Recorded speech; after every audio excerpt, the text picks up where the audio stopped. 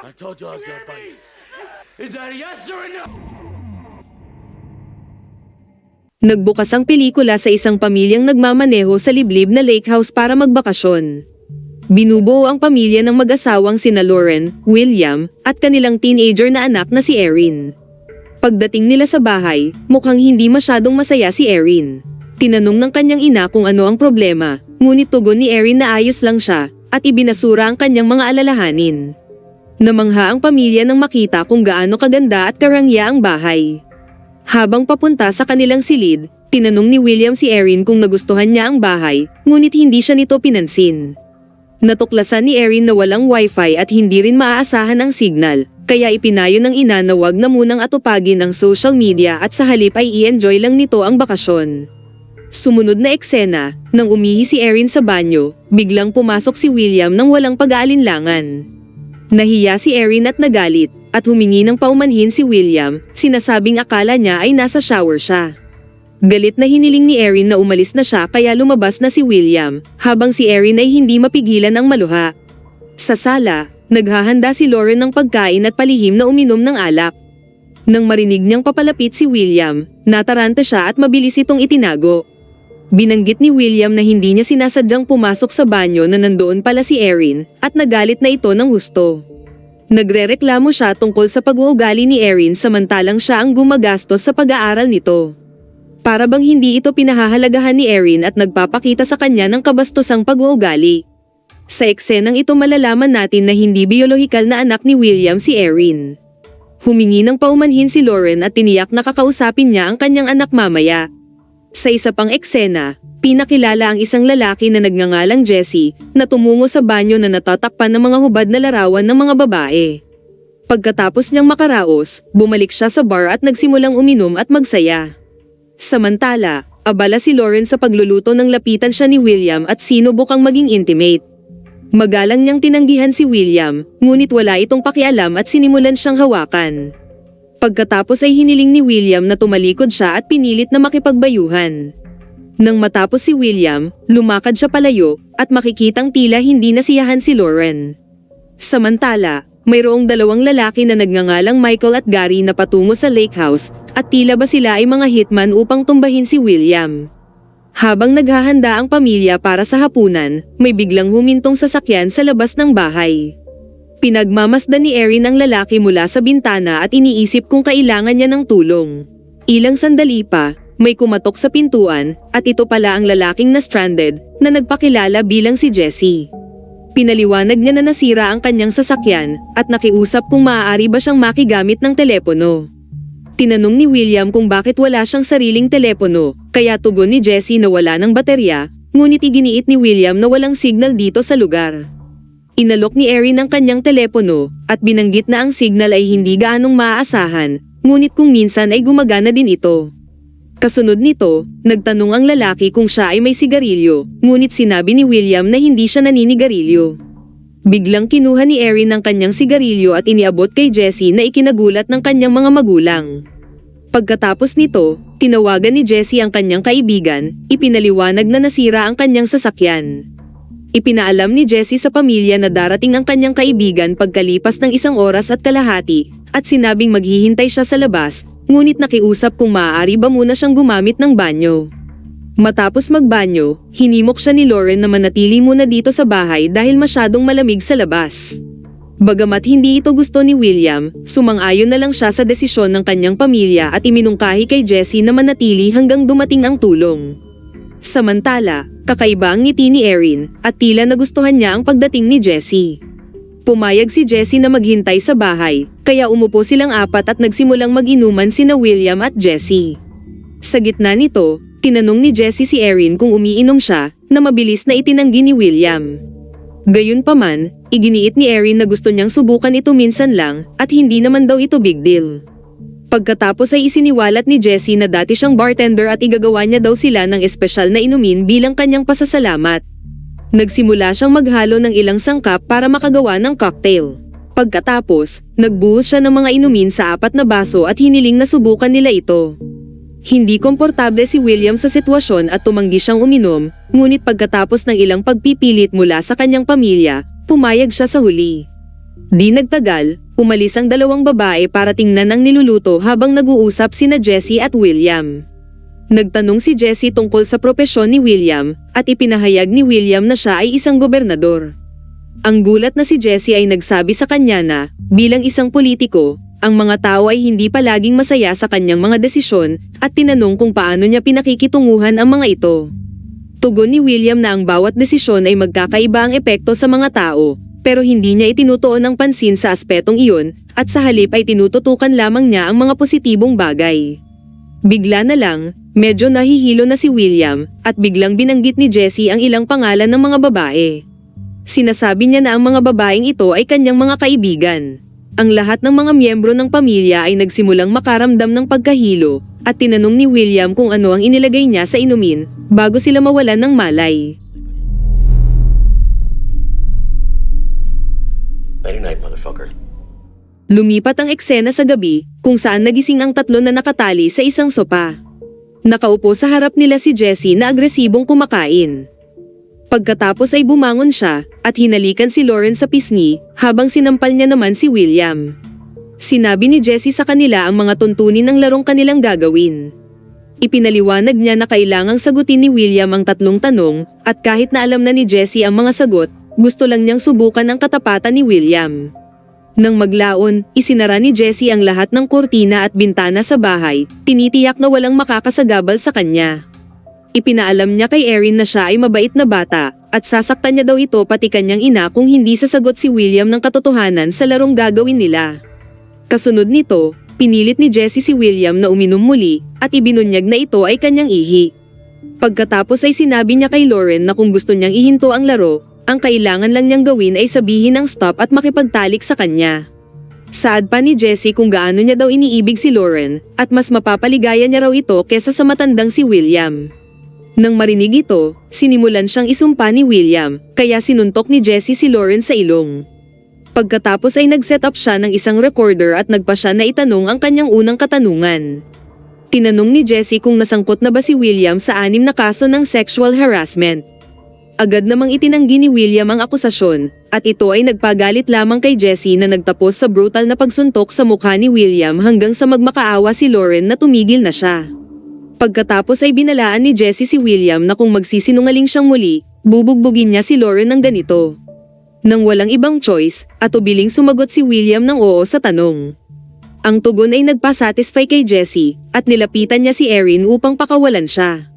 Pagkatapos ay dinala niya siya palayo doon, habang si Lauren ay nagmamakaawa na huwag galawin ang kanyang anak, ngunit hindi siya pinakinggan ni Jessie at tumuloy sa banyo kasama si Erin. Pagdating doon, sinimulan niyang panasan ang mga mantsa ng dugo sa mukha ni Erin. Pagkatapos ay kinuha niya ang kanyang kamay at napansin ang ilang mga hiwa. Napagtanto nito na maraming beses nang sinubukan ni Erin wakasan ang sarili. Bigla na lang, narinig ni Jessie na may papalapit sa bahay, kaya dali-dali siyang pumunta sa front door. Natagpuan niya ang dalawang lalaki na sina Michael at Gary. Iginiit nila na narito sila para kay William, ngunit sinabi ni Jessie na maling bahay ang kanilang napuntahan. Nanindigan ng dalawa na ito ang tamang address, ngunit sinabi ni Jessie na nandito siya kasama ang kanyang kasintahan at hiniling na wag nila siyang abalahin pa.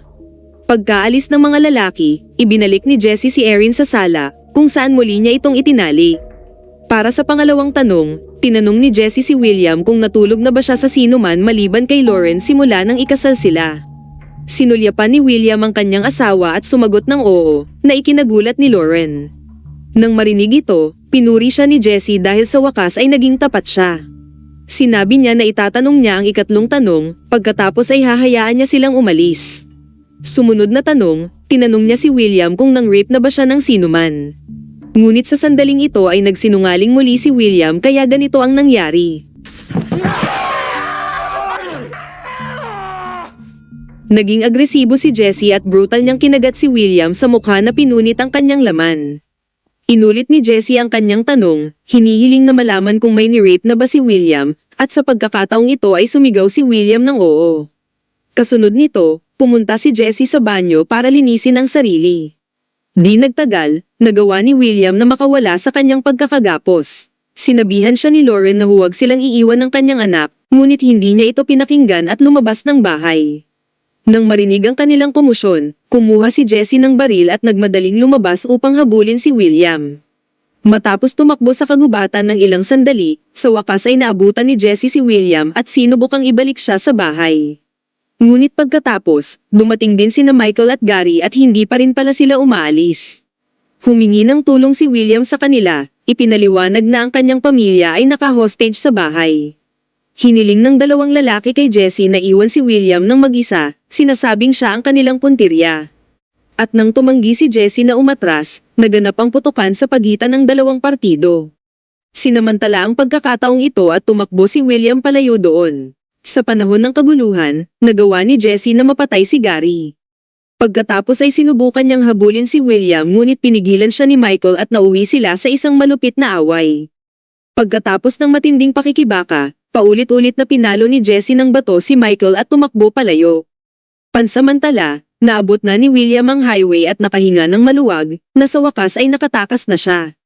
Ngunit panandalian lang ang kanyang kaligayahan nang biglang sumulpot si Jessie mula sa likuran, at ibinalik siya sa bahay. Itinali siyang muli ni Jessie sa upuan, at pagkatapos ay kumuha ng martilyo at brutal na hinampas si William sa binti, dahilan para mapasigaw siya sa sakit. Pagkatapos nito, kinalagan niyang muli si Erin, ngunit sa sandaling iyon ay may dumating sa pintuan.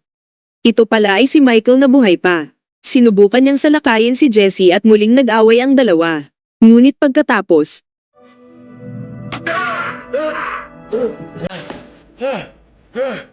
biglang sinaksak ni Erin si Michael ng kutsilyo. Nang makita ito, hinimok siya ni William na saksakin din si Jessie. Kahit papaano ay pinakalma siya ni Jessie, at inalis ang kutsilyo sa kamay niya. Pagkatapos ay dinala niya siya sa kanyang silid at pinahiga sa kama. Binigyan niya siya ng earphones, at hiniling sa kanya na makinig ng musika upang hindi niya marinig ang kaguluhan sa labas. Pagkatapos, bumalik si Jessie sa sala, kung saan ibinalita niya na itatanong niya na ang kanyang huling katanungan. Ito ay mabigat na tanong, na hindi niya gustong itanong ngunit kailangan. Bilang tugon dito, sobrang nababalisa na si William na sinasabing sinusubukan niyang magpakabuti, kaya dinala niya dito ang kanyang pamilya para mag-unwind. Tugon ni Jessie na kung ano ang nagawa niya ay tapos na, at hindi niya na maaaring ituwid pa ang kanyang pagkakamali. Para sa kanyang huling tanong, Well, you ever force yourself on your daughter? Why? tinanong ni Jessie si William kung ginahasa na ba nito si Erin. Nang marinig ito, nabigla si Lauren at hindi makapaniwalang gagawin niya ang ganoong bagay. Iginiit ni William na si Erin ay hindi niya biolohikal na anak kaya wala itong problema sa kanya. Nang marinig ito, pareho sina Lauren at Jessie ay sobrang naiinis, at sa wakas ay kinalas ni Jessie ang pagkakatali ni William.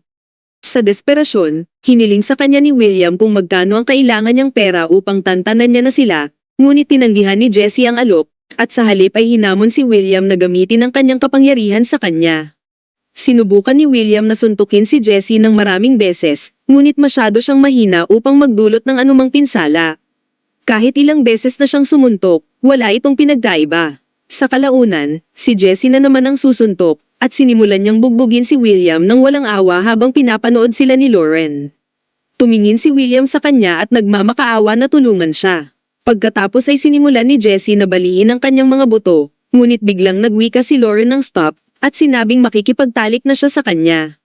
Nang makita ito, sinubukan ni William na pigilin si Lauren, ngunit nilinaw ni Lauren na hindi niya ito ginagawa para sa kanya kundi sa kanyang sarili.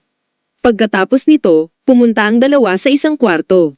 Gayunpaman, wala silang ginawa at maluhaluhang nakatingin lang sa isa't isa. Pagkatapos ay lumabas si Jessie at hinarap ang sugatang si William. Hindi niya maintindihan kung paanong ibinoto ng mga tao si William na gumagawa ng mga kasuklam-suklam na bagay, habang nakasuot ng marangyang kasuotan at humaharap sa mga tao, at naniniwalang kaya nilang kontrolin ang sinuman. Ano man ang kanilang gawin, madali nilang tinatakasan ang mga konsekwensya, habang ang mga ordinaryong tao na tulad ni Jessie ay madaling inaaresto para sa maliliit na bagay tulad ng hindi pagbabayad ng multa o pakikipag-away sa kalye. Pagkatapos ay tinutuya niya si William kung ano ang pakiramdam ng walang kapangyarihan ngayon. Bago pa makasagot si William, biglang lumapit si Jessie sa kanya at walang awang tinapakan ang kanyang mukha. Kinaumagahan, makikita natin si William na nakahiga sa pier at nakatali sa mabigat na semento. Ilang sandali pa, Lumapit si Lauren sa kanya at sinabing hindi niya ito minahal, at pinakasalan lang siya dahil gusto niyang bigyan ng magandang buhay ang kanyang anak. Kahit alam niyang niloloko siya nito, tiniis niya iyon para lang kay Erin. Ngunit nang malaman niyang ginalaw niya ang kanyang anak, sinabi ni Lauren na hindi niya na ito papalagpasin. Sa puntong ito nalaman natin na ang lahat ng nangyari ay sadyang planado ni Lauren sa tulong nina Jessie at Erin. Binalak ng tatlo na turuan ng leksyon si William, kaya sinadya nila itong idroga, habang sina Erin at Lauren ay nagpanggap din na biktima. Kaya, ayon sa plano, 3 tanong lamang ang itatanong, bago pabayaan si William. Ngunit sa banyo kagabi, hindi sinasadyang natuklasan ni Jessie ang mga marka ng pagtatangkang pagpapakamatay sa kamay ni Erin, kaya sinabi ni Erin kay Jessie kung paano siya pinilit ni William na makipagbayuhan sa kanya. Nang itanong ni Jessie ang pang-4 na tanong, nagulat si Lauren, dahil wala siyang ideya sa kanyang asawa na inaabuso na pala ang kanyang anak na babae. Sobrang nawasak si Lauren sa katotohanan, at sa wakas ay nagpasya siyang patayin si William. Sa huling eksena, kasama ni Lauren sina Jessie at Erin habang pinapanood nila ang isang walang magawang si William na nasa bingit ng kamatayan. Nakapagtataka, tinawag ni Erin si Jessie bilang daddy, na nangangahulugang siya ang kanyang biyolohikal na ama at ang ex-wife ni Lauren. Pagkatapos ay sinipa ni Jessie si William sa lawa, at dito na nagtatapos ang pelikula.